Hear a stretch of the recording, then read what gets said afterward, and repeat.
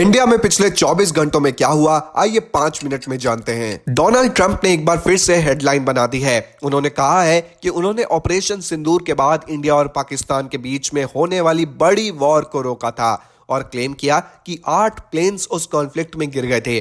पर सवाल यह है कि क्या ट्रंप सच बोल रहे हैं? देखिए, ऑपरेशन सिंदूर के दौरान इंडिया ने पाकिस्तान में लिमिटेड स्ट्राइक्स की थी, जिससे दोनों देशों के बीच टेंशन्स बढ़ गई थी। लेकिन ऑफिशियल इंडियन और पाकिस्तानी सोर्सेज के मुताबिक 8 प्लेन्स गिरने का कोई ऑफिशियल रिकॉर्ड नहीं है। ना ही यूएन या किसी न्यूट्रल ऑब्जर्वर ने ट्रंप के मीडिएशन क्लेम को कंफर्म किया। तो क्या उन्होंने वॉर रोकी थी? नहीं, ये ज्यादातर उनका पॉलिटिकल एग्जैजरेशन है। ट्रंप के लिए ये डिप्लोमेसी नहीं, पब्लिसिटी है, जिससे वो अपना नोबेल प्राइज की दावेदारी को और मजबूत कर सकें। रशिया ने इंडिया के स्टेल्थ फाइटर के सपने को एक मेजर पुश दिया है। रशिया ने एक रीसेंट रिपोर्ट में बताया कि हिंदुस्तान एरोनॉटिक्स लिमिटेड के पास लगभग 50% तैयार फैसिलिटी है ताकि Su-57E स्टेल्थ फाइटर का लोकल प्रोडक्शन इंडिया में हो सके। अगर डील फाइनलाइज होती है तो इंडिया अपने ही सॉइल पर एडवांस स्टेल्थ जेट्स बना सकता है और ये make in India defence vision के लिए एक बड़ा माइलस्टोन होगा। तो क्या HAL सच में Su-57E का फुल प्रोडक्शन लाइन इंडिया में सेट कर पाएगा? देखिए, अभी सिर्फ 50% रेडीनेस है। फुल स्केल मैन्युफैक्चरिंग के लिए इन्वेस्टमेंट, टेक्नोलॉजी ट्रांसफर और सप्लाई चेन लोकलाइजेशन का काम अभी बाकी है। ये डील सिर्फ Su-57 जेट्स की खरीद नहीं, ये इंडिया रशिया डिफेंस पार्टनरशिप का अगला चैप्टर है। अगर टेक ट्रांसफर और लोकल प्रोडक्शन सही से हो तो एमका जैसे इंडिजिनस स्टेल्थ जेट प्रोग्राम्स भी फास्ट ट्रैक हो सकते हैं। महाराष्ट्र अब इलॉन मस्क के स्टारलिंक के साथ पार्टनरशिप करने वाला पहला इंडियन स्टेट बन गया है और इसके लिए स्टारलिंक और महाराष्ट्र गवर्नमेंट के बीच में लेटर ऑफ इंटेंट भी साइन हो चुका है।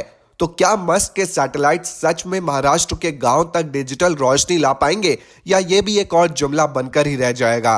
देखिए, सीएम देवेंद्र फडणवीस ने अनाउंस किया कि स्टारलिंक के सैटेलाइट इंटरनेट के जरिए महाराष्ट्र के रिमोट एरियाज में हाई स्पीड इंटरनेट पहुंचाया जाएगा। Focus tribal belts, hilly regions और इमरजेंसी सर्विसेज में होगा जहां ट्रेडिशनल नेटवर्क फेल होता है। स्टारलिंक के लो अर्थ ऑर्बिट सैटेलाइट से इंस्टेंट इंटरनेट एक्सेस मिलेगा बिना टावर और केबल के।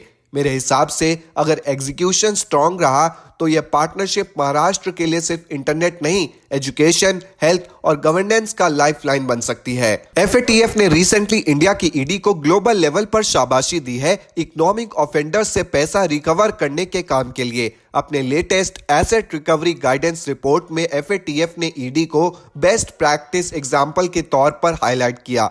ईडी ने बड़े बड़े फ्रॉड केसेस और स्कैम्स में हजारों करोड़ के एसेट्स ट्रेस, सीज और रिटर्न किए हैं। रिपोर्ट के अकॉर्डिंग ईडी ने ना सिर्फ पैसा पकड़ा बल्कि विक्टिम को कॉम्पनसेशन भी दिया, जिससे रोज वैली स्कैम में 538 करोड़ रुपए 75,000 लोगों को वापस मिले। FATF की रिपोर्ट तब आई है जब ऑपोजिशन ईडी पर कुछ पॉलिटिशियंस के अगेंस्ट सिलेक्टिव एक्शन का एलिगेशन लगाता है। तो अगर आपको रोजाना ऐसी ट्रेंडिंग इंडियन स्टोरीज जाननी है जो आपको टीवी पर नहीं मिलेंगी, तो हमारे चैनल को सब्सक्राइब कर लीजिए और रोज शाम को ऐसी इंपॉर्टेंट न्यूज से अपडेट हो जाइए।